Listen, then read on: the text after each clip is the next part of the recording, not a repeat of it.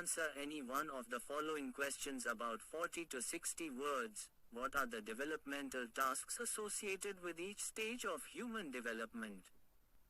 And how do they determine a person's successful progression to the next stage? A. During infancy, developmental tasks include forming trust and attachment. Successful completion leads to a sense of security, laying the foundation for future relationships. In childhood, tasks revolve around autonomy and competence, crucial for developing self-esteem. Progressing successfully means acquiring basic skills and a sense of independence. Each stage builds upon the achievements of the previous one, paving the way for successful progression. Q. What are the main reasons for school dropout, stagnation and wastage? What efforts are being made to decrease the school dropout rate in India? A. The main reasons for school dropout, stagnation, and wastage in India include poverty, lack of access to quality education, societal norms, and inadequate infrastructure. Efforts to decrease dropout rates include government initiatives like the Sarva Shiksha Abhiyan, providing free education and midday meals, along with community interventions targeting vulnerable populations to ensure retention and completion of schooling. Q. Answer any one of the following questions in about 40 to 60 words. Practice the 8 steps of yoga as described by Patanjali. Paste your images. Practicing 6 different yoga steps. I can't directly provide images, but I can describe the 8 steps of yoga as described by Patanjali. Tarankan Yama, Tarankan. Ahimsa. Satya. Aste. Brahmacharya. Aparigraha. Tarankan Niyama, Tarankan. Socha. Santosha. Tapas. Swadhyaya. Ishvara Pranidhana. 3. Tarankan Asana, Tarankan. Practicing various physical poses to promote physical health and flexibility. 4.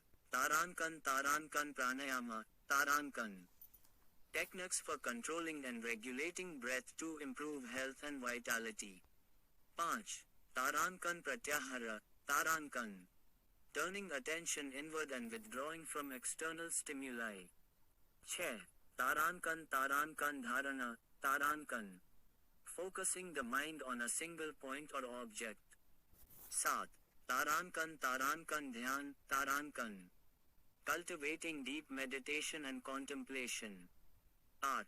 Tarankan Samadhi, Tarankan. A state of blissful union with the divine or ultimate reality.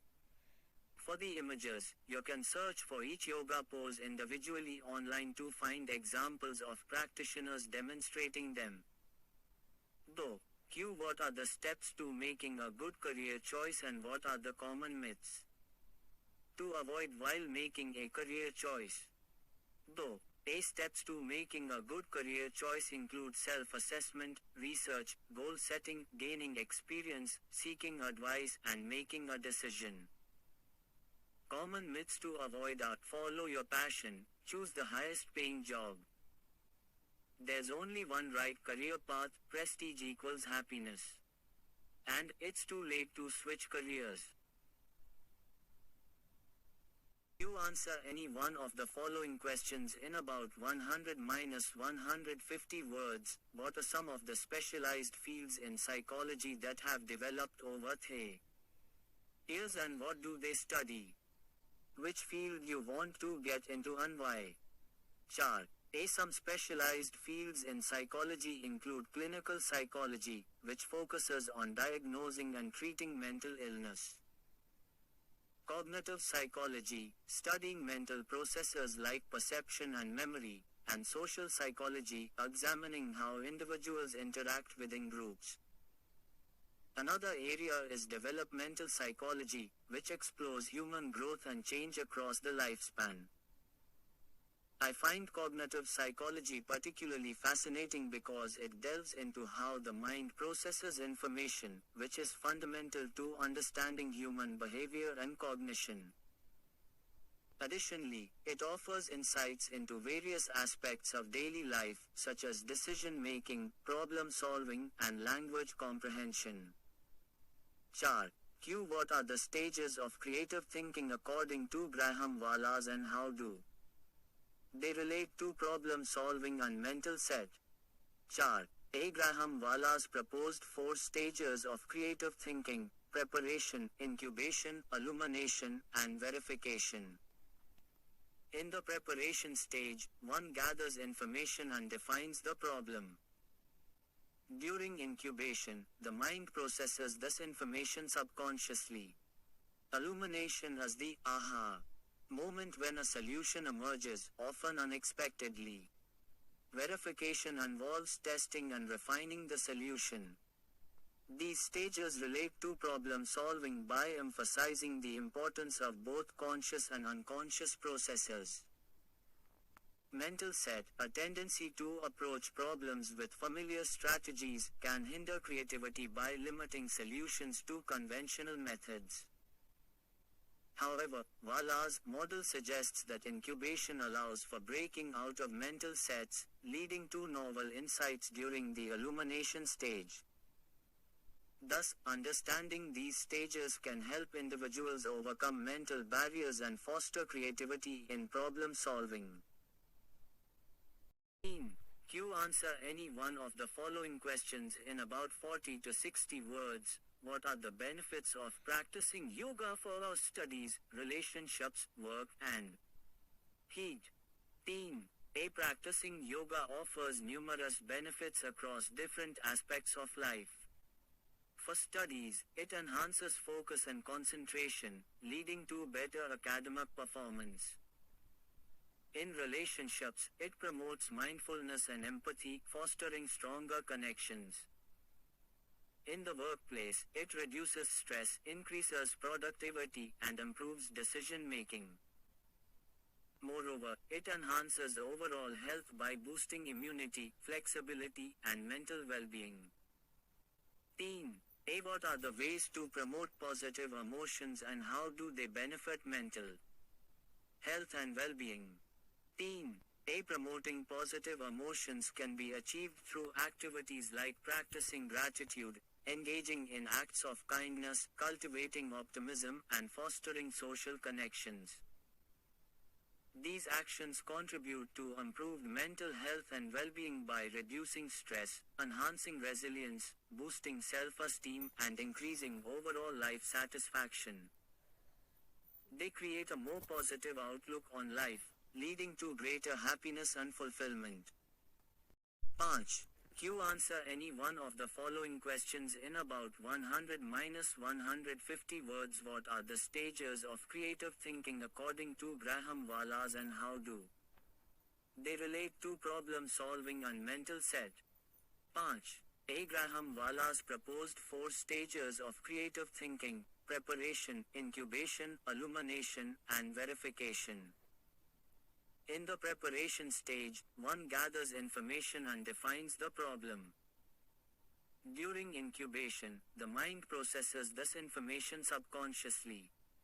Illumination is the aha moment when a solution emerges, often unexpectedly.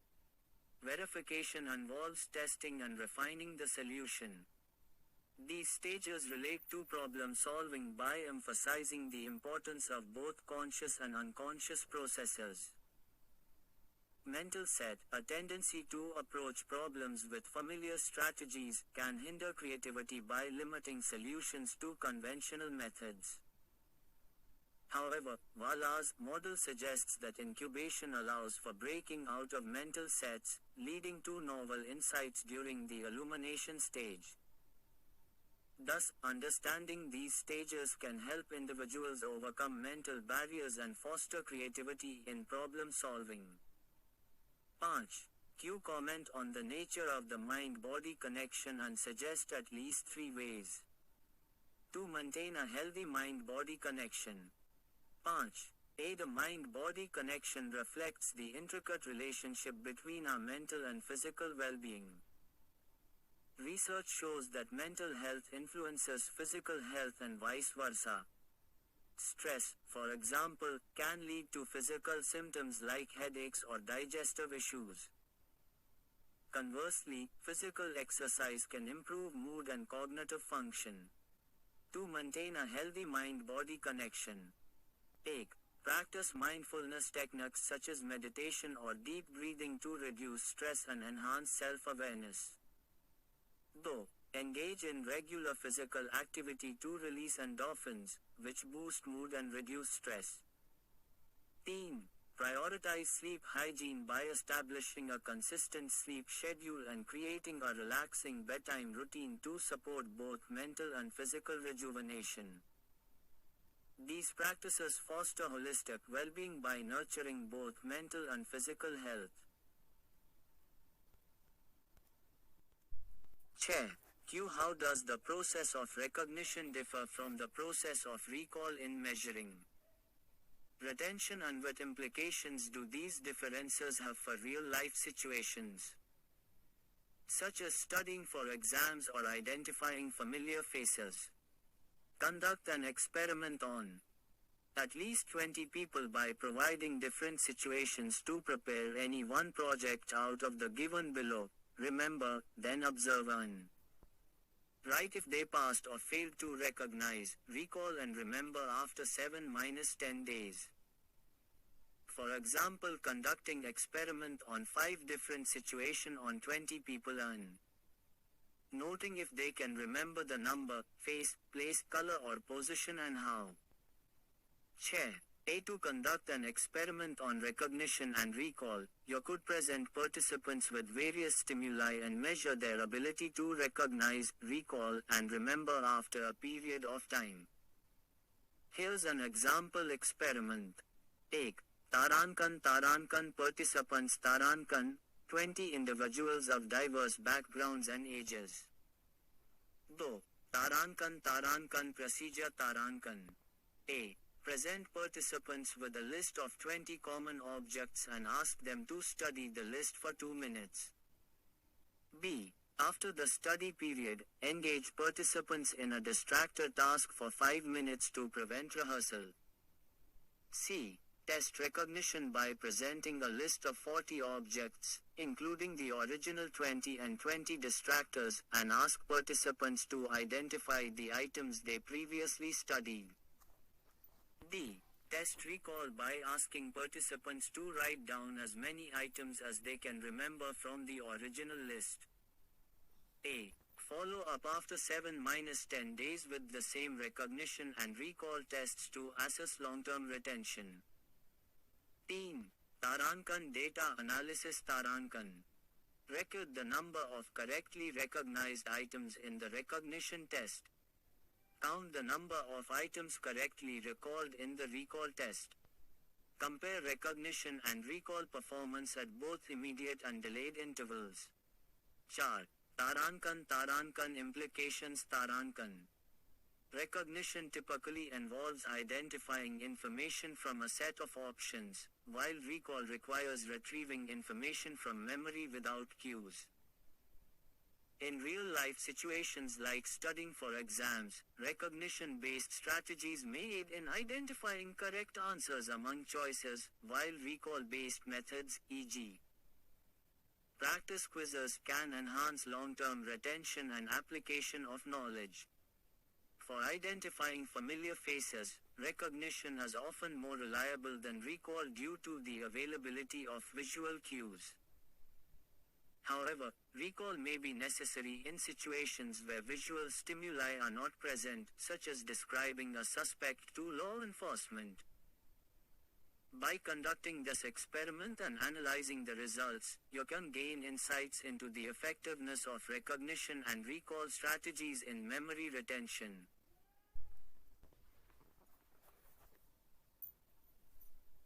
Chair. You prepare any one project out of the given below. In your residential area, a yoga camp is being organized. You are invited as a speaker. to spread awareness on the aspect of importance of controlling and regulating the mind. Prepare a speech for the given topic such that it is informative and easy to understand by all sections of the society. Chair. A title, Mastering the Mind, the Key to Inner Peace and Well-Being. Dear friends, I am truly honored to be here today among all of you at this wonderful yoga camp, where we have gathered to embark on a journey of self-discovery and holistic well-being. Today, I want to talk about a topic that is fundamental to our happiness and fulfillment: the importance of controlling and regulating the mind. Our minds are like wild horses, constantly racing and sometimes dragging us along with them. Yet, with practice and understanding, we can learn to rein them in and harness their incredible power for our own benefit. Firstly, let's understand why controlling the mind is so crucial. Our thoughts shape our reality. They influence our emotions, our actions, and ultimately, the outcomes we experience in life. If we allow our minds to run rampant, we become slaves to our impulses and emotions, leading to stress, anxiety, and unhappiness. So, how can we begin to take control?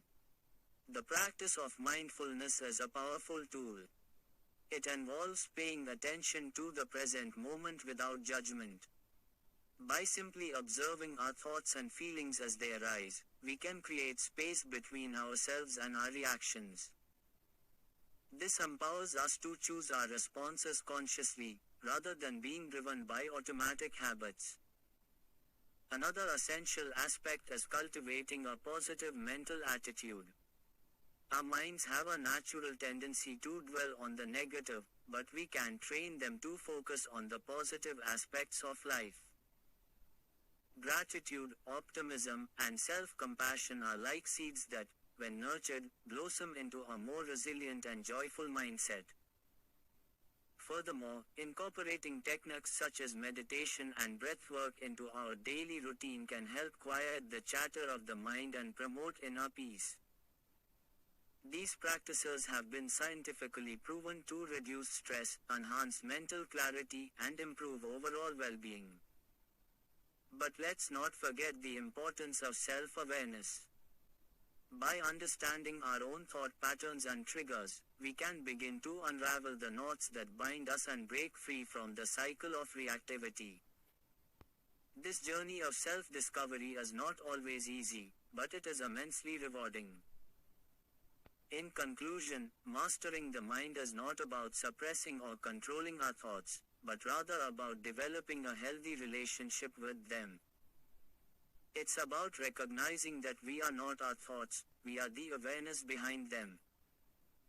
By cultivating mindfulness, positivity, and self-awareness, we can unleash the full potential of our minds and live with greater clarity, purpose, and peace.